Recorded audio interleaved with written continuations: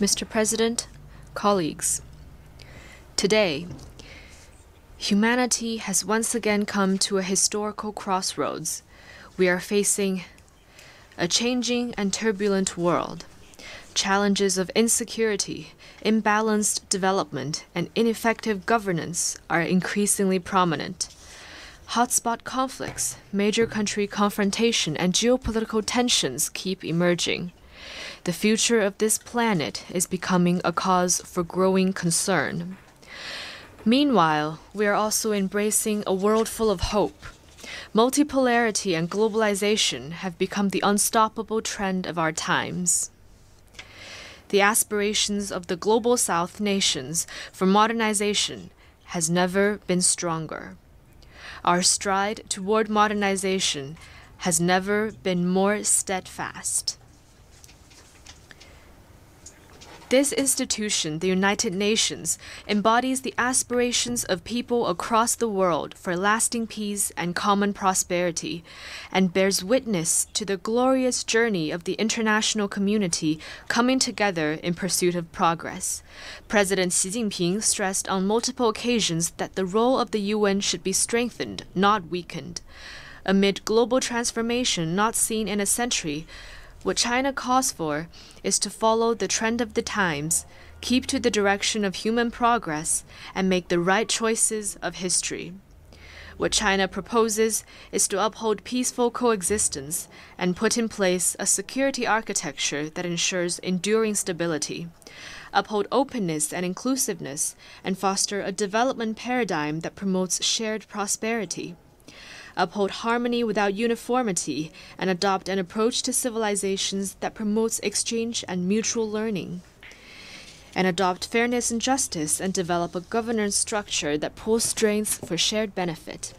In today's world, the security of all countries is tied together. In face of various kinds of global challenges and risks, no one can stay immune or enjoy security alone. Countries need to be guided by a vision of common, comprehensive, cooperative, and sustainable security. We should respect each other's sovereignty and territorial integrity, take the legitimate security concerns of others seriously, and resolve disputes and differences through dialogue and consultation. We should actively explore a path for major countries to coexist in peace and work for a new type of international relations characterized by mutual respect, fairness, justice, and win-win cooperation. In today's world, the development of all countries is deeply integrated. If the rich get richer while the poor remain poor, then everyone is born equal would become an empty slogan, and fairness and justice would be even more elusive. Achieving modernization is a legitimate right of the people of all countries, not a prerogative of a few.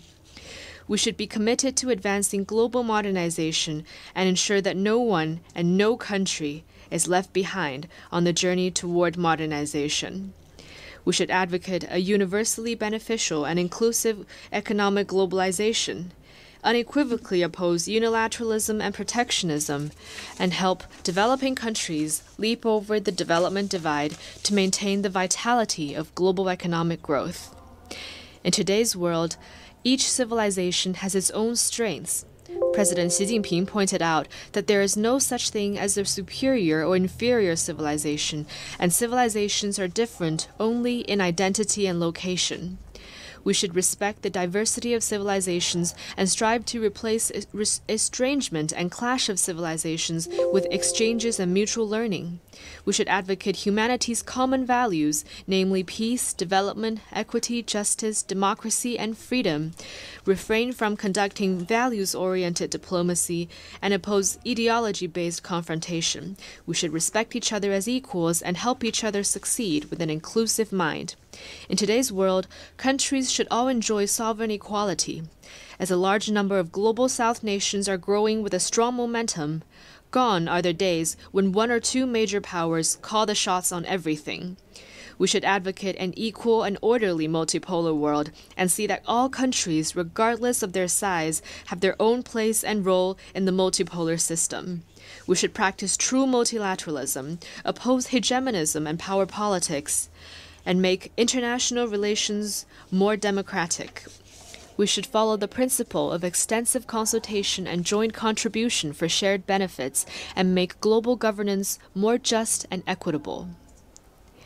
Mr. President, peace is the most precious thing in our world today. You may wonder if there is a path leading to peace. In fact, peace is the path. Without peace, development will not sustain. Without peace, cooperation cannot happen. For the sake of peace, a single ray of hope is reason enough not to give up. The slightest chance deserves 100-fold effort. An end to the Ukraine crisis remains elusive. The top priority is to commit to no expansion of the battlefield, no escalation of fighting, and no provocation by any party, and push for de-escalation of the situation as soon as possible. China is committed to playing a constructive role, engaging in shuttle mediation and promoting talks for peace, not throwing oil on the fire or exploiting the situation for selfish gains. At this session of the General Assembly, China, Brazil, and other countries in the Global South have jointly launched the Group of Friends for Peace. Its very purpose is to uphold the purposes and principles of the UN Charter, build consensus for a political settlement of the crisis, and contribute to a prospect of peace. The question of Palestine is the biggest wound to human conscience. As we speak, the conflict in Gaza is still going on, causing more casualties with each passing day. Fighting has started in Lebanon again, but might cannot replace justice. Palestine's long-held aspiration to establish an independent state should not be shunned anymore, and the historical injustice suffered by the Palestinian people should not be ignored anymore. There must not be any delay in reaching a comprehensive ceasefire, and the fundamental way out lies in the two-state solution. China has always been a staunch supporter of the just cause of the Palestinian people to regain their legitimate national rights and a staunch supporter of Palestine's full UN membership. We have recently helped to bring about breakthroughs in intra-Palestine reconciliation and will continue to work in concert with like-minded countries for a comprehensive and just settlement of the question of Palestine and durable peace and stability in the Middle East. The issue of Afghanistan concerns regional peace and security. It is important to help the country exercise prudent governance, fight terrorism effectively, improve people's life, and reinvigorate the economy to create a better life or future for the people of Afghanistan. The Korean Peninsula should not experience war again. The important thing is to make persistent efforts for de-escalation, commit to seeking solutions through dialogue and consultation, realize a transition from the armistice to a peace mechanism, and safeguard peace and stability on the peninsula. China is deeply aware that Asia needs stability and development and opposes division and conflict. As an important origin of human civilization and a key engine of global growth, Asia has the wisdom and capability to stabilize the situations through regional cooperation and handle differences properly through dialogue and consultation. We are firmly against the meddling by countries outside the region and will firmly resist attempts by any force to stoke trouble and confrontation in the region. Mr. President, as the world faces increasingly serious challenges, China has never opted to be an indifferent spectator. Instead, we've been playing a bigger part in global governance than ever before.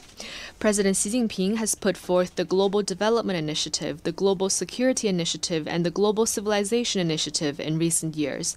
They carry China's wisdom for resolving various difficult issues confronting humanity and bring impetus from China for improving global governance.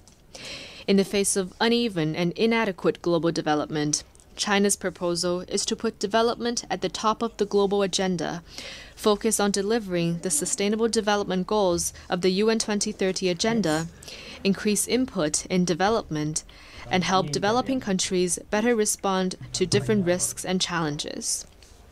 At the recent Beijing summit of the FOCAC on China-Africa cooperation, President Xi Jinping outlined 10 partnership actions to be taken together with Africa to advance modernization, and announced the decision to give over 40 LDCs, including those in Africa, zero tariff treatment for 100% tariff lines. China is the first major developing country and the first major economy to take such a significant step. In the face of unilateral bullying acts such as sanctions and blockade, China firmly supports countries in defending their legitimate rights, upholding the equity and openness of the international system, making global development more coordinated and beneficial for all, and jointly opposing technology blockade and rejecting decoupling or severing supply chains. Sanctions and pressure will not bring monopolistic advantages. Suppressing and containing others will not solve problems at home. The right of people of all countries to pursue a better life should not be taken away. Here, we once again urge the United States to completely lift its blockade, sanctions, and terrorism-related designation against Cuba. In the face of aggravating ecological challenges, China is firmly committed to a path of green, low-carbon, and sustainable development. We will move from carbon peaking to carbon neutrality in the shortest time span in world history, contributing China's efforts to harmonious coexistence between humanity and nature. At the global level, the principle of common but differentiated responsibilities must be upheld, and the Paris Agreement must be implemented in earnest. Developed countries should assist developing countries in developing their capacity to cope with climate change. Touting the need of climate response while suppressing the green industries of others will only hold back global progress toward green transition. In the face of burgeoning artificial intelligence, China is committed to taking a people-centered approach, developing AI for good, and putting equal emphasis on development and security. We are working to explore and establish widely recognized international rules and standards. China supports the UN's role as the main channel for global AI governance and is committed to strengthening international cooperation on AI capacity building. China has put forth the AI Capacity Building Action Plan for Good and for All, and we are ready to make more contribution to the sound, orderly, fair, and inclusive development of AI. In the face of the task of human rights protection, China maintains that all countries' right to independently choose their path of human rights development should be respected. No country should impose its own will on others or interfere in others' internal affairs in the name of human rights. In human rights protection, China is committed to putting people first and promoting the free and well-rounded development of the people. We have found a path of human rights development that suits China's national conditions. China is ready to engage in equal-footed dialogue and exchanges with all countries and UN human rights bodies and jointly promote the sound development of the global human rights cause. Mr. President, Taiwan is an inalienable part of China's territory. This is the history and the reality. Both the Cairo Declaration and the Potsdam Proclamation stated in explicit terms that all the territories Japan had stolen from the Chinese, such as Taiwan and the Penghu Islands, shall be restored to China. And this constitutes an important part of the post-war international order. Right here in this august hall, 53 years ago, the 26th session of the UN General Assembly adopted Resolution 2758 with an overwhelming majority, deciding to restore all the rights of the People's Republic of China at the UN, to recognize the representatives of the government of the People's Republic of China as the only legitimate representatives of China to the UN, and to expel the representatives of the Taiwan region from the UN and all the organizations related to it. Once and for all, the resolution resolved the issue of the representation of the whole of China, including Taiwan, in the UN. It made clear that there is no such thing as two Chinas, or one China, one Taiwan. On this matter of principle, there is no gray zone or room for ambiguity. The complete reunification of China will be achieved. Taiwan will eventually return to the embrace of the motherland. This is the overwhelming trend of history that no one and no force can stop. Mr. President, in a few days' time, the People's Republic of China will celebrate the 75th anniversary of its founding.